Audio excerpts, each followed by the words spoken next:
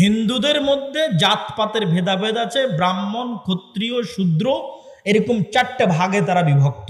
তার মধ্যে সবচেয়ে সম্মানিত অংশটা হচ্ছে ব্রাহ্মণ, যারা তাদের দাবি অনুযায়ী তাদের ভগবানের মাথা থেকে সৃষ্টি হয়েছে, নাউজুবিল্লাহ। তো এই নিম্নবর্ণের হিন্দুদের কোনো অধিকার হিন্দু সমাজে ছিল না, ফলত নিম্নবর্ণের হিন্দুরা দলে দলে ইসলাম গ্রহণ করেছে। কেননা ইসলামের সবাই সমান, ইসলামে কোনো জাত নাই, পাত নাই, কালার নাই, রং নাই, বর্ণ নাই, ভাষা নাই, কিছু নাই। ইন্না আবাকুম ওয়াহিদ ওয়া ইন্না রাব্বাকুম ওয়াহিদ ইয়া আইয়ুহান নাসু উবুদু রাব্বাকুমুল্লাযী খালাকাকুম মিন নাফসিন ওয়াহিদা। তোমাদের পিতা এক, তোমাদের রব এক।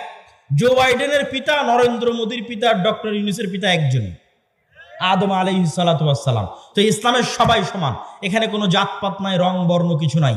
তো এই জন্য নিম্ন বর্ণের হিন্দুরা দলে দলে ইসলাম গ্রহণ করেছে। নিম্ন বর্ণের হিন্দুদেরকে ইসলাম থেকে